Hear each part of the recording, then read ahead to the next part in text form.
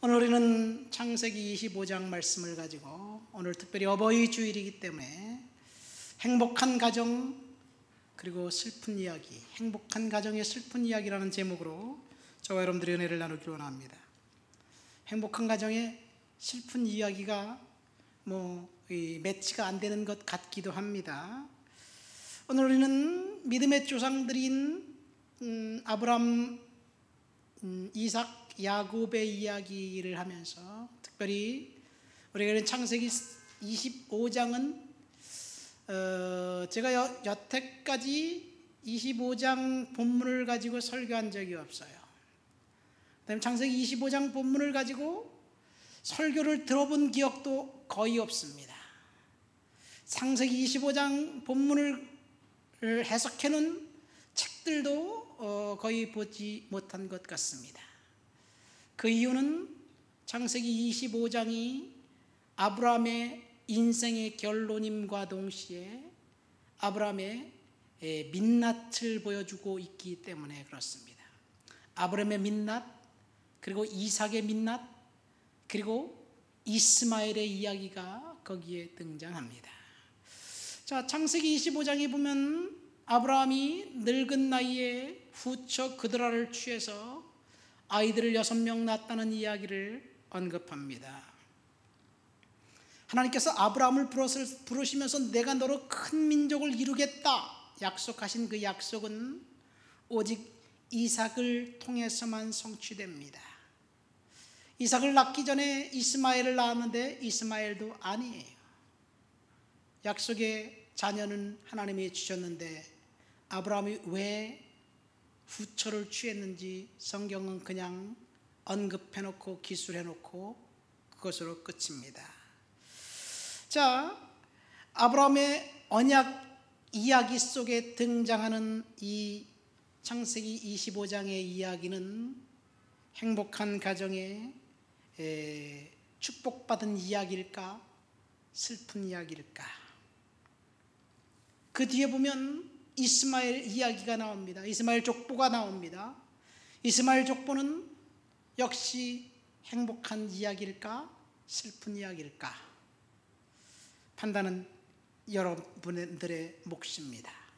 그리고 우리가 읽은 본문 이삭의 이야기로 넘어옵니다. 이삭이 쌍둥이를 낳았는데 그 쌍둥이 낳은 그 이야기를 볼 때 이 역시 행복한 가정의 축복의 이야기인지 아니면 슬픈 새드 스토리인지 잘 모르겠습니다. 헷갈립니다. 자, 오늘 설교 제목 어버이 주일이고 가정의 달이기 때문에 행복한 가정의 슬픈 이야기라는 행복과 슬픔은 사실은 미스매치예요. 매치가 되지 않습니다. 그런데 어버이 입장에서 내가 아버지고 물론 아들이지만 어버이 입장에서 본문을 묵상하면서 한 가정의 행복과 슬픔이 동시에 교차되고 있는 것을 발견합니다. 여러분, 우리는 구원받은 하나님의 자녀들입니다. 그리스도의 은혜로 구원을 받았습니다. 비록 이 땅을 살면서 힘든 상황을 경험한다 해도 하나님께서 저와 여러분들의 인생의 마지막은 해피엔딩으로 끝나바치게 해 주실 거예요. 제가 여기서 말하는 해피엔딩이란 이 세상에서 잘 먹고 잘 살고 남들보다 잘 되고 성공하는 것을 이야기하지 않습니다. 성공적인 삶을 이 땅에서 살았다 할지라도 그것이 해피엔딩이 안 될 수도 있습니다. 제 나이가 그렇게 많지 않습니다. 그런데 어느 틈엔가 벌써 내일 모레면 60이 돼요. 내 나이도 지금 까먹었어요. 몇 살인지. 정말 눈 깜짝할 사이에 인생 후반전이다. 이제 후반전을 어떻게 준비할까 막 그렇게 흥분하면서 이 맞이했던 게 엊그제 같은데 이렇게 시간이 많이 빨리 지나갔어요. 권사님들 앞에서는 제가 연세가 드신 목사님들하고 이렇게 식사하다가 나이도 나이를 먹으니까 이제 식사량이 그렇게 많이 못 먹겠어. 그러면 깔깔대고 웃어요. 무슨 목사님이 나이를 먹었다고 그러는데 여러분 정말 순식간에 지나갑니다. 내가 행복하고 즐겁고 축복받았다라고 뻐기는 그 상황도 반대로 실패와 좌절을 경험했어도 순식간 바람처럼 지나가 버립니다. 제가 인생의 허무함을 하기 위해서 그런 것이 아닙니다. 영광의 시간도 번민과 고통의 시간도 눈 깜짝할 새에 지나가 버리고, 그리고 어느 틈엔가 하나님 앞에서 저와 여러분들이 결산할 날이 있다는 이야기예요. 그러니까 이 세상에서의 축복은 진짜 축복이 아니에요. 이 세상에서의 고통은 진짜 고통이 아닙니다. 하지만 우리는 잠깐 달콤한 인생의 축복을 열망하면서 그렇게 살아갑니다. 이 러시아의 이 톨스토이라는 그 작가가 있죠. 그 톨스토이의 자전적 그 에세이 참회록이라는 그 책에 보면 이 아주 재미있는 이야기가 나옵니다. 어떤 나그네가 길을 갔는데 맹수가 쫓아오는 거예요. 맹수가 쫓아오니까 열심히 도망가다 보니까 이 물이 없는 우물을 뛰어들어갔어요. 뛰어들어가려고 보니까 그 밑에 뱀들이 우글거리는 거예요. 독사가 입을 쫙 벌리고 있는 거예요. 들어가면 독사에 물려 죽고, 가만히 있으면 맹수에게 잡혀 죽고. 그래서 일단 뛰어들어가다가 나뭇가지가 있는데 거기를 탁 손을 붙들었어요. 나뭇가지를 붙들고 지금 나무에 매달려 있습니다. 발밑에는 뱀들이 있고, 그리고 위에는 맹수가 으르렁거리고 있습니다. 힘이 빠져가요. 그런데 보니까 그 나뭇잎 사이에 꿀이 흐르고 있는 거예요. 꿀이 흐르고 있어서 꿀을 정신없이 먹으면서 보니까 흰 쥐 한 마리하고 검은 쥐 한 마리가 이 나무를 갉아먹고 있는 거예요. 시간이 지나면 나무는 부러지고, 그리고 그 우물에 빠져서 뱀의 먹이가 될 것인지, 아니면 힘써 달려갔다가 나갔다가 맹수에 물려 죽게 될런지, 둘 중 하나로 그 사람의 인생은 끝나게 될 것입니다. 인생이 나그네가 이와 같다는 거예요. 톨스토이의 인생론의 한 도막입니다. 여러분, 우리는 지금 뭔가 앞으로 달려가고 있는데 인생의 종착점을 향해 달려가고 있어요. 우리가 살면서 겪는 행복과 축복은 그 나뭇잎에 맺혀있는 꿀물을 핥는 것과 마찬가지입니다. 흰쥐와 검은쥐는 밤낮 계속해서 하루하루 지나가는 시간을 이야기하고 있습니다. 운명의 시간은 다가오고 심판의 시간은 다가옵니다. 그 누구도 피할 수가 없습니다.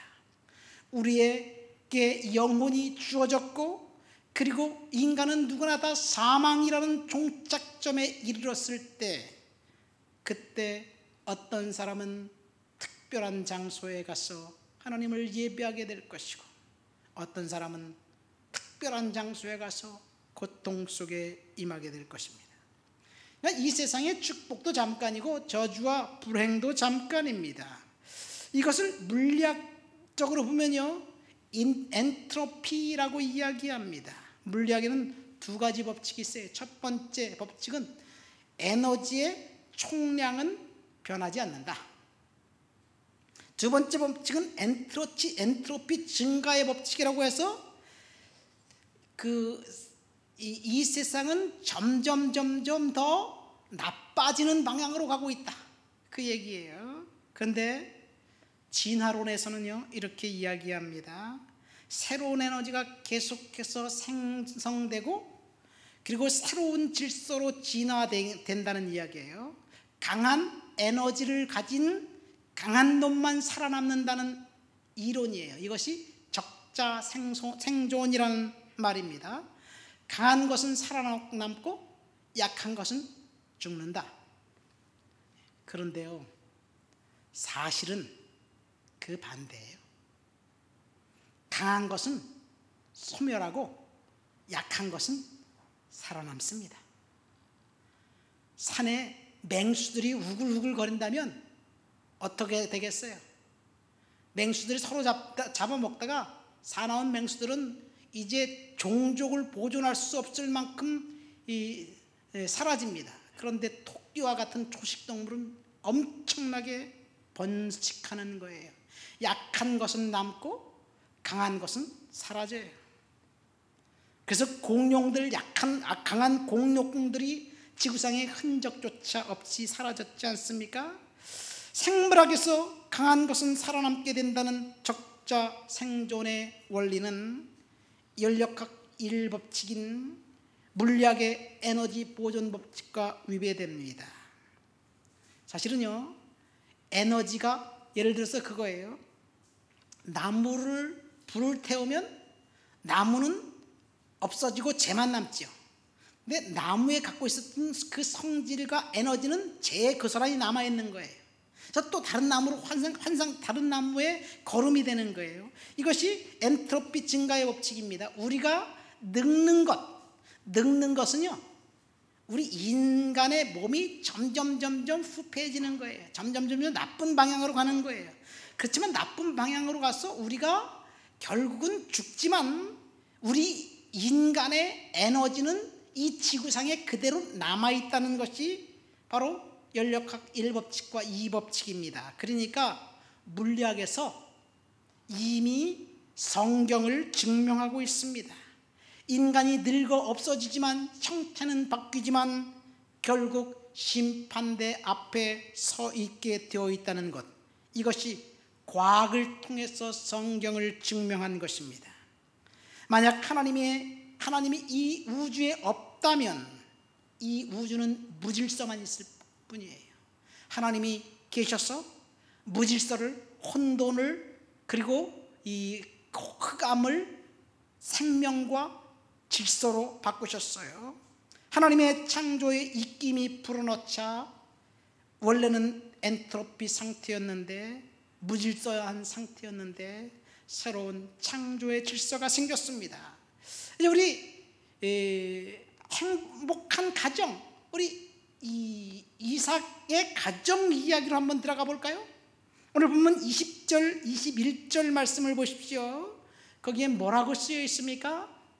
한번 20절, 21절 말씀 다 같이 한번 읽어보시겠습니다. 20절, 21절.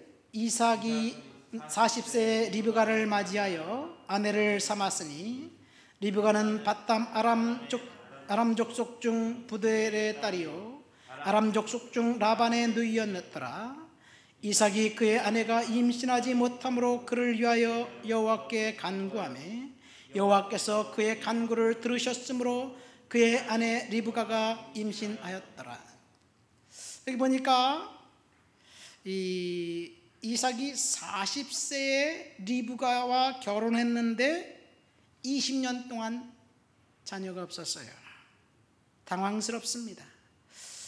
아브라함의 언약으로 나온 이삭은 지금 20년 동안 자식이 없어요. 그런데 그의 아버지 아브라함이 이삭을 낳았을 때도 역시 25년 동안 자식이 없었습니다. 축복의 백성들, 언약의 백성들은 잘 돼야 되잖아요. 그렇죠? 근데 왜 20년 동안 아이를 안 주었을까요? 하나님이 그를 통해서 언약을 이어갈 것인데, 아브라함은 25년 동안 자식이 없었어요. 그런데요, 아브라함의 아내 사라가 하가를 데리고 얘를 통해서 애를 좀 낳아라 그랬더니 손만 붙들고 잠잤는데 그 다음날 애가 생기네. 약속의 자녀가 아닌 사람들은요 뭔가 잘 돼.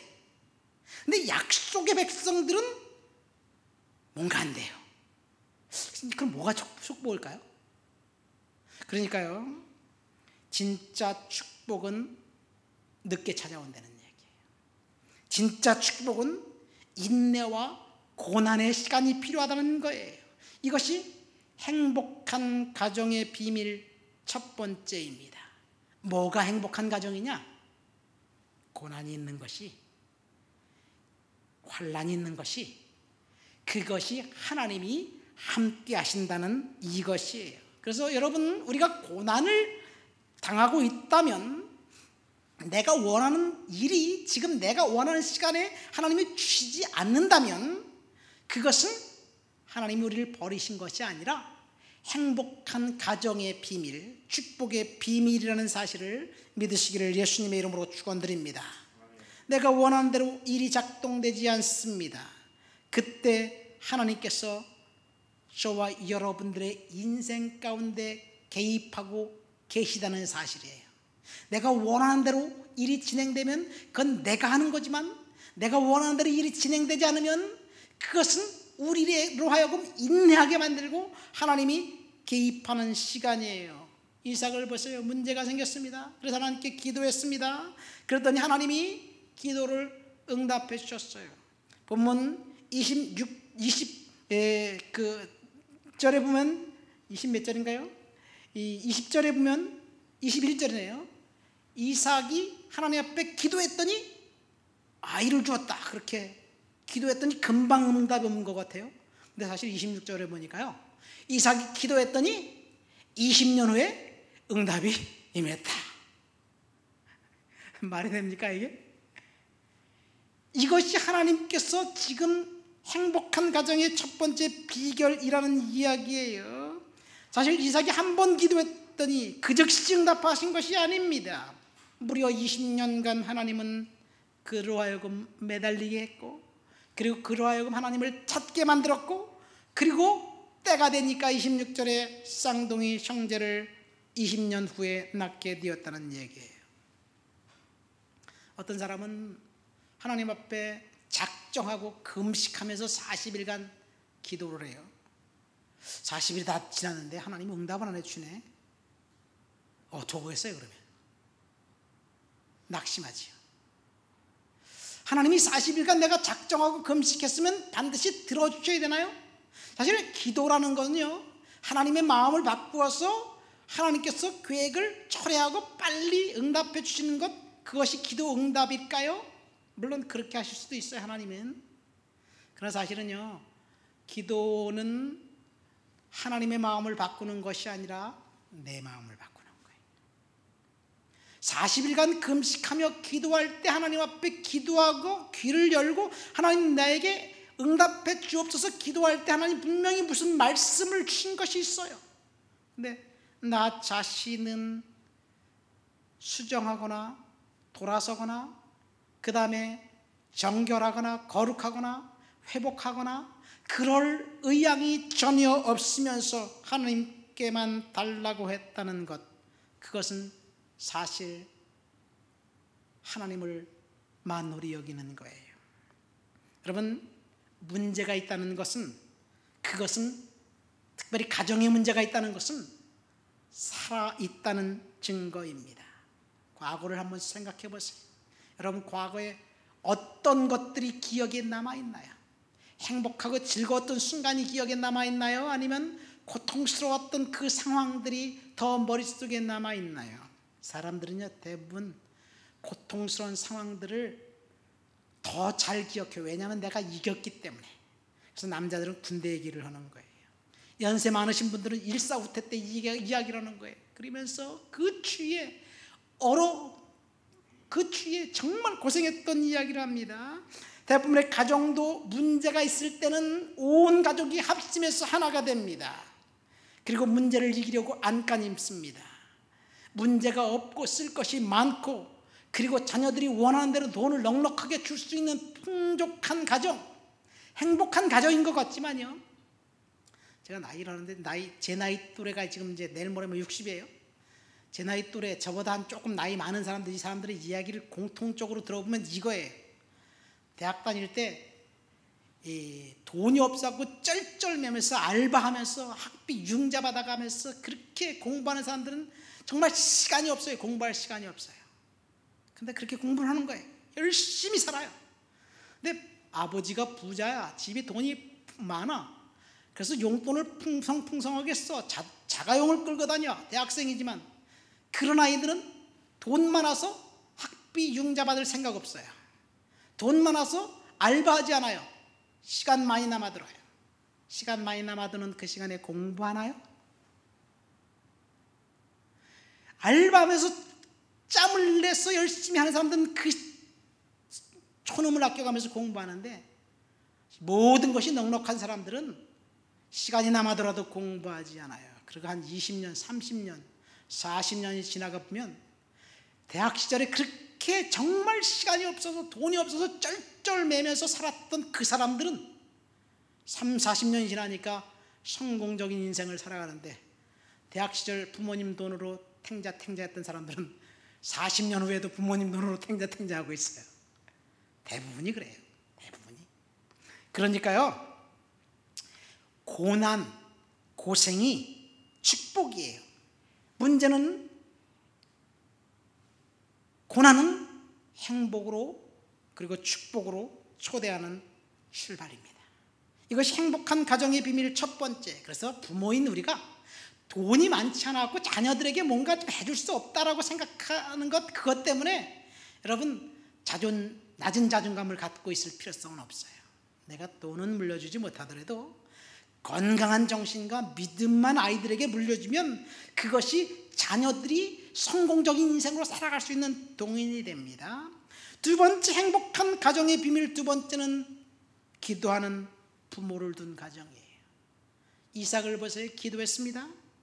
하나님께 끊임없이 기도한 거예요. 얼마 동안 기도했냐면 20년 동안 기도했어요. 그러니까 하나님이 끝내는 응답해 주십니다. 이삭은 문제를 하나님 앞으로 갖고 나갔습니다. 그래서 그 문제는 결국 응답을 받습니다.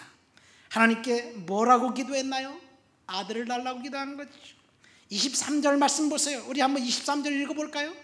하나님이 이제 리브가에게, 이삭에게 하신 말씀이에요. 다 같이 읽습니다.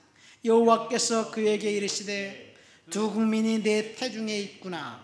두 민족이 내 복중에서부터 나누이리라. 이 족속이 저 족속보다 강하겠고 큰 자가 어린 자를 섬기리라 하셨더라. 리브가는 쌍둥이를 임신했습니다. 임신해 보니 그 쌍둥이 아이들이 뱃속부터 경쟁했습니다. 여러분, 행복한 가정의 비밀 두 번째는 기도하는 가정입니다. 어버이 주일을 맞이해서 우리가 부모인 우리 세대가 자녀들을 위해서 기도한다면 그것이 행복한 가정이 된다는 이야기예요. 열심히 기도하시기를 예수님의 이름으로 축원드립니다. 새벽 예배, 여러분 교회 근방에 사시는 분들은 가급적이면 새벽 5시 반에 새벽 예배래요. 나오세요. 그런데 지금 내가 멀어서 교회 나올 수 없어요? 그럼 새벽 5시 반에 유튜브를 켜세요. 그러면 물론 장비가 빈약해서 그렇지만 유튜브로 실시간 예배를 드립니다. 같이 예배하고 같이 기도하고 성경 말씀 읽고 그리고 찬송하고 그 다음에 설교 말씀 듣고 그리고 기도하세요. 나는 도저히 새벽 아침형 인간이 아니기 때문에 좀 늦게 일어난다? 괜찮아요. 여러분, 하루 시작하는 첫 시간을 하나님 앞에 예배 드리면서 시작하세요. 유튜브를 가지고 출근할 때 새벽 예배 드렸던 그 모습을 보면서 같이 예배에 참석한다면, 그리고 기도한다면 하나님께서 반드시 여러분의 가정을 놀라운 은혜와 축복으로 바꿔주실 것입니다. 특별히 세상이 혼돈스러울 때 하나님은 기도하는 사람을 통해서 역사를 바꾸시는 거예요. 사사기 말기 엘리가 제사장일 때 제사장 자체가 타락했어요. 암흑시대였습니다. 그런데 그 암흑시대에 한 여성이 성전에 가서 열심히 기도하는 거예요. 열심히 기도하니까 하나님이 그 여성을 통해서, 그 여성의 아들을 통해서 이 역사를 바꾸셔요. 그 기도했던 여성이 한나고, 그리고 기도를 통해서 낳은 아들이 사무엘입니다. 지금 대한민국 어쩌면 사사기 말기 시대와 같습니다. 교회가 이 땅에 그토록 많은데, 대형 교회들이 질비한데, 그런데 성도들이 그렇게 많이 있는데 교회는 세상 사람들로부터 비난을 받습니다. 교회를 비난해도 교회가 할 말이 없습니다. 아니, 대형 교회 목회자가 이상한 이야기를 스캔들이 일어나면 그것이 교회의 막바로 타격입니다. 지금 하나님께서 암흑기인 이 시간에 기도하는 사람을 통해서 역사를 바꾸실 거예요. 저와 여러분들이 하나님 앞에 기도로 나간다면 우리들을 통해서 하나님이 역사를 바꾸실 줄 믿습니다. 행복한 가정은 기도에서 극적인 전환점을 만들어냅니다. 저는 우리 아이들에게 개척교회를 했기 때문에 사실 어렸을 때부터 학원 제대로 보내지 못했어요. 그러나 아이들에게 물려줄 것은 딱 하나, 믿음. 내가 너희들을 위해서 기도하는 기도밖에 없습니다. 여러분, 기도하는 자녀들은 반드시 그 기도가 허공으로 사라지지 않습니다. 때가 되면 응답의 시간이 올 거예요. 그러나 오늘 설교는 행복한 가정의 비밀로 끝나지 않습니다. 행복한 가정 속에 슬픈 이야기가 있다는 이야기예요. 분명히 이삭은 행복한 가정이었습니다. 약속의 언약의 백성이었습니다. 아브라함을 통해서 그 축복의 언약이 이삭과 그 후손들을 통해서 이제 전파됩니다. 하나님의 특별한 은혜, 그래서 하나님의 언약을 계승한 그 백성이지만 이삭을 통해서 하나님이 응답을 하셨지만 그 가정에 슬픈 이야기가 있었다는 이야기예요. 이삭의 가정에 쌍둥이가 출산하면서 하나님께서는 이삭이 기도할 때 분명히 뭐라고 말씀하셨습니까? 큰 자가 어린 자를 섬기리라. 이 부분에서 목사님들이 설교를 약간 좀 오해하는 것 같아요. 쌍둥이를 낳을 것인데 하나님이 그 쌍둥이 중에서 한 명, 야곱은 축복하고 에서는 버렸다. 물론 에서는 버렸다는 말도 있어요. 그래서 한 명만 축복하고 에서는 축복하지 않았다, 이게 아니에요. 하나님이 둘 다 축복해 주셨는데 그 중에 한 명이 좀 낫고 한 명은 조금 떨어진다는 얘기예요. 가만히 생각을 해보세요. 우리가 권사님들, 저도 아이들이 셋이 있는데 아이들이 아직도 이제 공부하고 알바하고 그러기 때문에 다 자기 가정을 꾸리는 게 아니지만 시간이 지나면 어떤 아이는 잘 살고 어떤 아이는 못 살 거예요. 비교해서. 그렇죠. 그럼 부모 입장에서 보면 조금 못 사는 그 자녀들에게 더 마음이 가는 거예요. 둘 다 똑같이 공평하게 축복 똑같다, 그럴 수가 있어요? 없습니다. 그러니까 에서도 야곱도 하나님 축복해 주는데 야곱이 좀 더 하나님이 축복을 받을 것이고 그 에서는 그보다 좀 떨어진다는 이야기예요. 그것이 오늘 하나님이 이 큰 자가 어린 자를 섬기라는 그 말씀 속에 있습니다. 그러니까 행복한 가정의 슬픈 이야기 첫 번째는 그 하나님이 그렇게 말씀하셨는데 이삭이 하나님 말씀하신 거를 제대로 듣지 않았다는 얘기예요. 27장 1절에 보면 이삭이 나이가 많아 눈이 어두워 잘 보지 못하더니 라는 말이 나옵니다. 이제 이삭이 나이가 많아서 아들을 불러서 축복하겠다는 이야기예요. 눈이 어두워요. 아들을 불러서 축복하겠다고 하는데 뜬금없이 에서에게 축복하겠다는 얘기예요. 하나님 뭐라고 말씀하셨어요? 작은 자가 큰 자가 작은 자를 섬기라 해서 하나님의 계획은 야곱에게 있었습니다. 근데 에서는 하나님의 말씀을 무시했습니다. 여기서 우리가 한번 생각해 볼 것은, 그럼 에서가 몇 살 때 눈이 어두워 잘 보지 못할 때 자식들을 불러서 축복하려고 했을 때가 몇 살이었을까? 보면 그때 이삭의 나이가 137살이에요. 60살에 아이들을 낳았으니까 에서와 야곱은 77살입니다. 그 나이의 근거는 나이가 그렇다고 나와 있지 않지만 요셉 이야기를 통해서 보면 알 수가 있어요. 어쨌든 야곱과 에서가 77살입니다. 그렇다면 왜 이삭은 아들이 77살이 될 때까지 하나님이 허락한 축복, 언약의 계승자로 축복하지 않았을까? 차일피일 미뤘을까라는 의문이 듭니다. 이삭은 두 가지를 생각해 볼 수 있어요. 이삭은 분명히 하나님이 그렇게 말씀하셨기 때문에 야곱에게 축복하는 것을 해야 되는 걸 아는데 자기는 큰아들이 더 좋아. 그래서 큰아들에게 축복하고 싶어. 그래서 차일 피일 미루다 보니까 77년 동안 미뤘지 않았을까, 이런 생각도 한번 해보게 됩니다. 그러니까 더 이상 지체할 수가 없으니까 이 이삭이 에서를 부릅니다. 이삭이 하나님의 말씀을 의도적으로 거부하고 딜레이시키고 불순종한 것인 것 같아요. 리브가가 변함없는 마음으로 여보, 에서가 아니야, 야곱이라니까, 그러니까 가만 놔둬, 좀 시간 좀 더 두고 보자, 아마 그러면서 미룬 것 같아요. 남편 이삭이 에서를 사랑해서 감싸고 드는 것이 마음에 안 들었는지 모르겠지만 어쨌든 그 부부의 의견은 갈렸습니다. 누가 옳고 누가 그럽니까?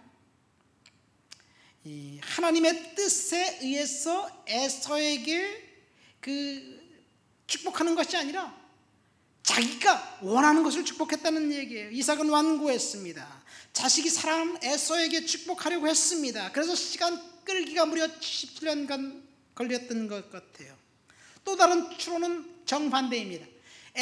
이삭은 전혀 축복을 해야 되는데 이 하나님이 주신 말씀을 새까맣게 잊어버리고 있었어요. 77년에 들었으니까 그거 기억나겠어요? 어제 들은 이야기도 기억이 안 나는데 새까맣게 전혀 하나님의 약속을 기억하지 못했던 것 같아요.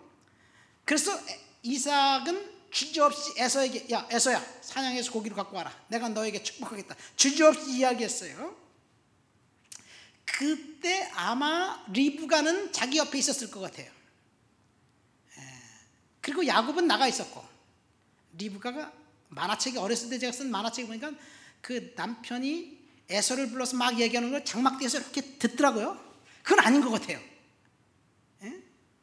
그러니까 이제 에서가 나가고 야곱을 불러서 속였지요. 이상으로 볼 때 이삭은 하나님께서 약속하신 그 약속을 가볍게 여겼습니다. 왜 가볍게 여겼냐면 사실은 내 생각을 관찰하려고 했기 때문에 그래요. 반드시 장자가 축복받아야 되겠다는 그런 전통을 중시했는지 모르겠습니다. 여러분, 무엇이 하나님의 말씀을 우리로 하여금 듣지 못하게 만들까요?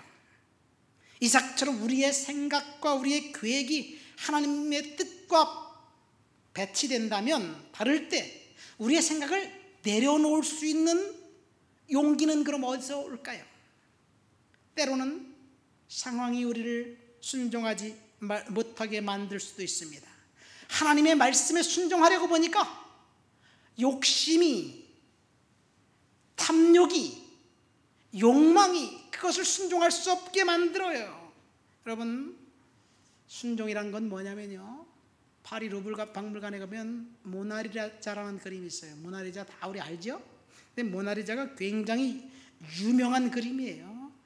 너무나도 유명하기 때문에 도둑 맞을까 봐 방탄 유리로 모나리자만 딱 보호해놨어요.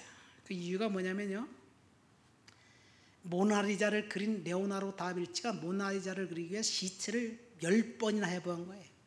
인체를 보기 위해서. 근데 모나리자는요, 어느 각도에서 보든지 눈과 마주친대요. 저는 안 가봤기 때문에 모르겠는데, 이쪽에서 보면 눈동자가 나를 따라와 이렇게 돌아가면 그 모나리자하고 나하고 딱 눈동자가 계속 맞는데요. 대단하지 않아요? 꼭 살아있는 사람을 눈동자를 맞추고 같이 이렇게 이야기하는 것처럼 이게 순종입니다. 어디를 가든지 어느 곳에 가든지 우리의 눈동자와 우리의 시선이 하나님에게 맞춘다면 그것은 내 의견과 내 뜻과 내 생각을 관철하지 못하게 될 줄을 믿습니다. 근데 사실은요, 순종이 가장 어려워요. 하나님의 뜻에 나를 맡긴다는 것, 나 중심으로 살기 때문에 어렵습니다. 이삭은 그랬습니다. 하나님이 분명히 말씀하셨는데, 이삭은 에서가 아니라 야곱인 걸 알았는데도 불구하고 자기의 뜻을 관철하려고 했어요. 그래서 리브가가 야곱을 불러서 이삭과 에서를 속인 거예요. 그러니까 사실 야곱은 도둑놈이라는 소리를 듣는 건 억울해요. 사실은 하나님의 뜻을 관철한 거예요. 우리는 반드시 하나님 앞에 순종해야 될 줄 믿습니다. 순종하면 그것이 축복이에요. 불순종하면 그것이 슬픈 이야기의 시작입니다. 이삭의 불순종이 그 가정의 저주의 씨앗이 되어서 자라고 있어요. 두 번째 행복한 가정의 슬픈 이야기는 편견, 편애입니다. 이삭은 에서를 사랑했고 리브가는 야곱을 사랑했습니다. 27절 말씀해 보세요. 그 아이들이 장성함에 에서는 익숙한 사냥꾼이었으므로 들사람이 되고 야곱은 조용한 사람이었으므로 장막에 거주하니라. 이삭은 에서가 사냥한 고기를 좋아함으로 그를 사랑하고 리브가는 야곱을 사랑하였더라. 이삭은 에서를 사랑했습니다. 리브가는 야곱을 사랑했습니다. 아마 그런 것 같아요. 남편이 에서만 계속 싸고 도니까 이 왕따 당하는 야곱을 엄마가 감싸고 사랑한 것 같습니다. 왜 이런 일이 일어났을까? 이 성품과 관련이 있습니다. 이 이삭은 아주 활달한 액티브한 그 외형적인 사람이에요. 그래서 사냥하고 사냥꾼에 갖춘 고기를 좋아하고, 근데 야곱은 정반대 내향적인 사람입니다. 여기서 야곱이 장막에 거했다라는 말은 우리는 그렇게 그동안 그렇게 알았어요. 야곱이 장막에 거하면서 엄마가 음식 만들 때 열심히 도와줬고 그랬기 때문에 엄마가 야곱을 사랑했다. 제가 어렸을 때 봤던 만화책에도 그렇게 그려져 있어요. 근데 그건 아니에요. 그럴 확률은 단 1도 없어요. 왜냐하면 이삭은 족장이에요. 족장은 뭐 요즘 말로 하면 한 부부의 아들 두 형제 둔 한 가정 이야기와 같은 그런 가정이 아니에요. 그 이삭의 집에 하인들이 수두룩했을 것이고요. 그 다음에 그 아브라함이 창세기 14장에 보면 소돔의 조카 롯이 소돔성 전쟁에서 조카 롯이 끌려가요. 그때 아브라함이 자기 집에서 기르는 가병 318명을 데리고 소돔성 잡혀갔던 그 백성들을 다 잡아와요. 그리고 롯을 데리고 옵니다. 소돔 왕을 풀어줘요. 그리고 그때 살레망 멜기세덱 제사장을 만나서 11조를 바치죠. 그러니까 아브라함이 318명 병사가 있었다는 얘기예요. 자기 집에. 그럼 이삭 집에 없었을까요? 근데 그런 집에서 리브가가 밥하고 그 다음에 야곱이 설거지한다? 이건 말도 안 되는 얘기예요. 어쨌든 이 야곱은 엄마의 사랑을 받았고 그리고 에서는 아빠의 사랑을 받았습니다. 편견입니다. 편애입니다. 그 편애가 결국은 야곱의 이야기로 가면 요셉을 채색 옷을 입히고 요셉만 특별히 사랑하는 그 편애로 바뀝니다. 그 편애는 어떻게 되느냐? 형제들끼리 칼부림 나요. 그리고 형들이 동생 요셉을 죽이려고 하는 사건까지 생깁니다. 이것이 행복한 가정의 슬픈 이야기 두 번째입니다. 말씀을 맺습니다. 오늘 어버이 주일로 지키면서 창세기 25장을 통해서 행복한 가정의 비밀 두 가지와 행복한 가정의 슬픈 이야기 두 가지를 말씀드렸습니다. 행복한 가정의 비밀 두 가지는 첫 번째 뭡니까? 고난이 찾아오면 그 고난이 행복한 가정의 출발점이라는 거예요. 고난과 고통이 이 축복의 출발점이라는 이야기입니다. 단 고난과 고통을 하나님 앞에서 믿음으로 이기기로 결단한 사람들에게는, 고난과 고통이 찾아왔을 때 좌절하고 포기하지 않는 사람에게는 고난과 고통이 축복의 출발점입니다. 두 번째 행복한 가정의 비밀은 기도입니다. 기도하는 부모는 하나님께서 그 기도하는 부모의 자녀를 통해서 놀랍게 일하실 거예요. 그런데 행복한 가정의 슬픈 이야기 두 가지는, 첫 번째는 하나님의 말씀에 불순종할 때, 그것이 슬픈 이야기의 첫 번째입니다. 불순종이 축복이 아니라 저주의 씨앗을 키웁니다. 부모가 자녀들을 편애할 때 그 때문에 일어나는 정말 가슴 아픈 이야기들을 우리들이 너무나 많이 듣지 않습니까? 하나님 앞에서 공평하게 자녀들을 사랑하시고 기도하시기를 예수님의 이름으로 축원드립니다. 우리 다 같이 말씀을 생각하면서 통성으로 기도합니다.